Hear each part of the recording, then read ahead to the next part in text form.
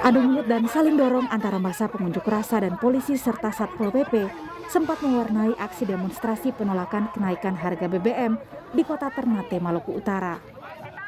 Kesal karena wali kota Ternate tidak menemui mereka, mahasiswa dari berbagai kampus di kota Ternate mengepung dan sempat melakukan aksi anarkistis. Mereka merusak dan merobohkan pintu pagar kantor wali kota Ternate dalam aksi Senin siang. Di hari yang sama, ketegangan juga terjadi dalam aksi unjuk rasa menolak kenaikan harga BBM di Kabupaten Aceh Barat.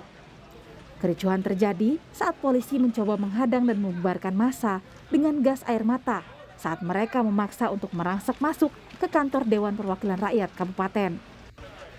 Akibat bentrok, 10 mahasiswa terluka dan 2 diantaranya harus dirawat di Rumah Sakit Kesrem Melabo Aceh Barat. Belasan peserta aksi ditangkap karena membawa senjata tajam dan benda membahayakan. Sebenarnya bukan bentrokan, tapi lebih tepat pembubaran aksi yang sudah di luar daripada ketentuan menyampaikan pendapat di muka umum. Sehingga kami selagi mendahulukan kepentingan umum daripada kepentingan pribadi atau golongan, kami memutuskan untuk melakukan pembubaran. Aksi 12 September menolak kenaikan harga BBM bersubsidi juga berlangsung di kawasan Istana dan Patung Arjuna Wiwaha, Jakarta Pusat.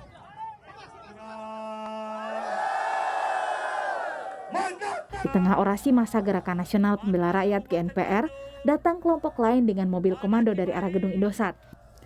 Massa yang belum diketahui itu kemudian dihalau massa lain. Aksi unjuk rasa ini diikuti oleh berbagai elemen massa, termasuk buruh dan presidium alumni PA 212. Ada sejumlah tuntutan yang disuarakan buruh. Kami juga ingin di Indonesia ada upah layak. Upah layak adalah hak untuk buruh Indonesia. Upah layak adalah yang bisa mencukupi kebutuhan dasar dari buruh dan juga keluarganya. Yang ketiga, posisi kami dengan jelas tetap menolak keras Omnibus Law, Undang-Undang Cipta Kerja.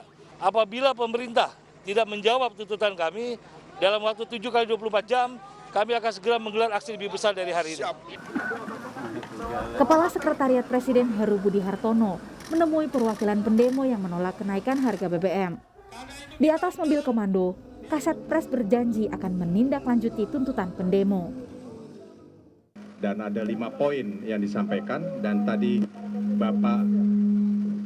kita sudah mendengarkan poin-poin itu dan tentunya saya selaku jajaran staf Bapak Presiden akan kami tindaklanjuti dan insya Allah besok kami akan mengundang instansi terkait termasuk tadi ada PP 36 melindungi imigran dan ada beberapa poin-poin yang harus dibahas terkait dengan Undang-Undang Cipta Kerja dan itu semuanya nanti akan kami bahas.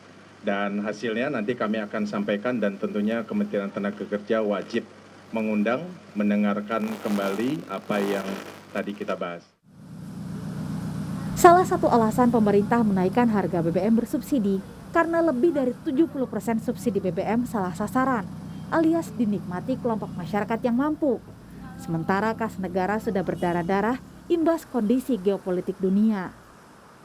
Solar, pertanyaannya angka 700 triliun itu dinikmati lebih kepada masyarakat yang memiliki kemampuan ekonomi jauh lebih tinggi. Ya. Sehingga ini menimbulkan suatu pertanyaan bagaimana kita sebetulnya bisa memperbaiki kebijakan di mana masyarakat yang miskin mendapatkan alokasi, tapi tentu kelompok menengah atas juga ikut bergotong royong.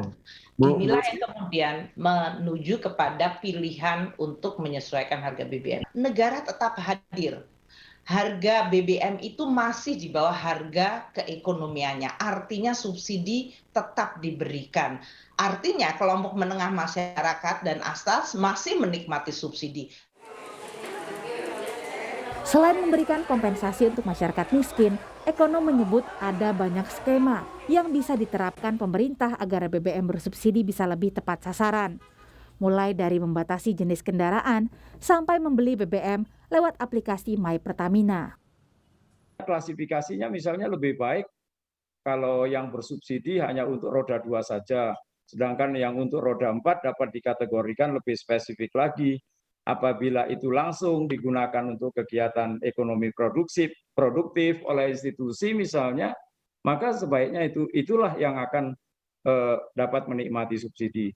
Belakangan pemerintah juga menyiapkan misalnya semacam aplikasi Pertamina untuk mengidentifikasi mana kendaraan yang boleh menggunakan BBM bersubsidi dan sebagainya.